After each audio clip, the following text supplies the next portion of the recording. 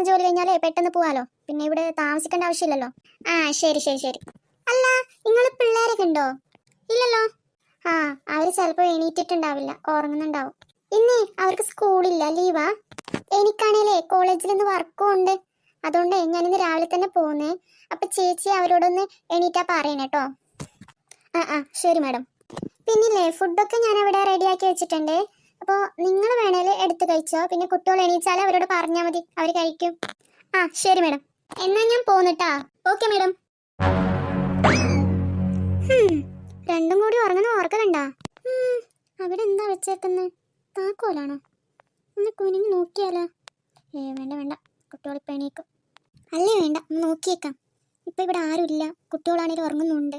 ചേച്ചി ചേച്ചി, അതാ നിങ്ങളുടെ കാലിനടിയിലൊരു പാറ്റ. ഓ, മോൾ ഈ പാറ്റയെ കണ്ടാണോ ഉറക്കന്നില്ല വിളിച്ചേ?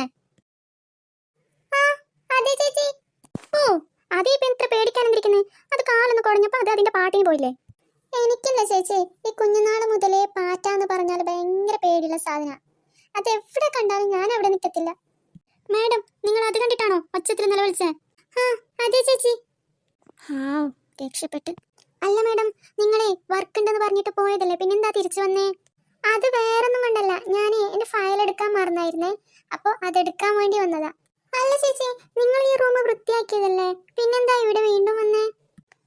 അത് പിന്നെ എനിക്ക് നല്ല ചൂട് കാപ്പി വേണമായിരുന്നേ, അതുകൊണ്ട് മോളോട് ഉണ്ടാക്കി തരാൻ പറ്റുമോ എന്ന് ചോദിക്കാൻ വേണ്ടി ഇങ്ങോട്ട് വന്നതാ. ആ, അവള് ഉറങ്ങല്ലേ, അവള് വിളിക്കണ്ട.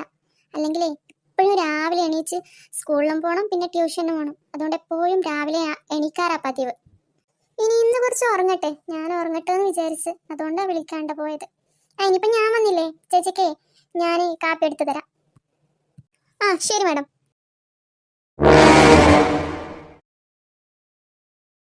ആ ചേച്ചി, നിങ്ങൾ ഇവിടെ വന്നോ? ഇന്നാ കാപ്പി. മാഡം, നിങ്ങളിപ്പോൾ ജോലിക്ക് പോവാണോ?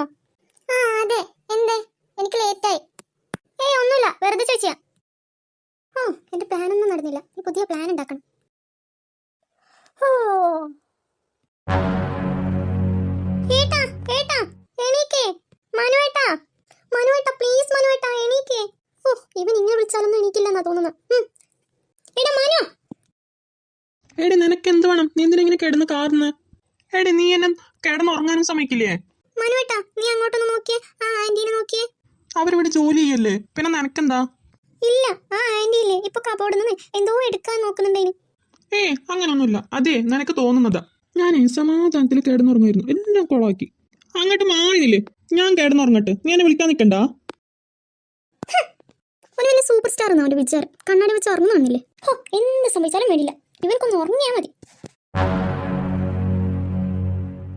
ആന്റി, എന്താ മോളെ? അല്ല, ആന്റി എന്തിനാ കബോർഡൊക്കെ നോക്കുന്നേ? അയ്യോ മോളെ, ഞാൻ നോക്കിയതല്ല, ഞാൻ ഇവിടെയൊക്കെ ഒന്ന് തുടച്ചതാ. ആന്റി, അമ്മ ഇവിടെ ഒന്നും തുടക്കാൻ പറഞ്ഞില്ലല്ലോ. അത് പിന്നെ മോളെ, ഇവിടെ മൊത്തം പൊടിയായിരുന്നു, അപ്പോൾ അത് കണ്ടിട്ടാകുമ്പോൾ ഞാനൊന്ന് തുടക്കാന്ന് വിചാരിച്ച്.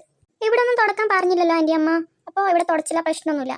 ആ ശരി മോളെ, പിന്നെ അമ്മയോട് പറ ഞാനിവിടെ മൊത്തം വൃത്തിയാക്കിയെന്ന് കേട്ടോ. ആ ശരി ആന്റി. എടി ചിഞ്ചോ, ആ ആന്റി പോയോടി? ആ, അവര് പോകുന്നാ പറഞ്ഞത്, പോയിട്ടുണ്ടാവും. എടി, പിന്നില്ലേ, ഞാൻ എൻ്റെ ഫ്രണ്ട്സിൻ്റെ ഒന്നിച്ചിട്ട് കറങ്ങാൻ വേണ്ടി പോകുന്നു, അപ്പോൾ ഞാൻ വരുമ്പോഴേ വൈകുന്നേരം ആവും. ഇപ്പോൾ രാത്രിക്കുള്ള ഫുഡ് ഞാൻ കൊണ്ടുവരാം. അമ്മയോട് പറ ഒന്നും ഉണ്ടാക്കണ്ടെന്ന്, കേട്ടല്ലോ? ചേട്ടാ, ഇന്നത്തെ ഷവർമ ഓർമ്മയുണ്ടല്ലോ, അപ്പോൾ എനിക്ക് ഷവർമ മതിയേ. ആ ശരിടി, ഞാനേ പോന്നേ, നീ കഥകൊക്കെ അടിച്ചിട്ട് അകത്തിരുന്നോട്ടോ. ആ എടി, ഞാൻ നിന്നോട് എന്താ പറഞ്ഞിട്ട് പോയേ? കഥകൊക്കെ അടിച്ച് കിടക്കുന്നല്ലേ? നീ കഥ കിടക്കുന്നില്ലെങ്കിലേ ഞാൻ പുറത്തുനിന്ന് ലോക്കിട്ടിട്ട് പോന്നേ. ആ ശരി, നീ പുറത്തൊന്നും എടുക്കണ്ട, ഞാൻ വരാം. ചേട്ടൻ പോയി, ഇനി നന്നായി കിടന്നുറങ്ങാം.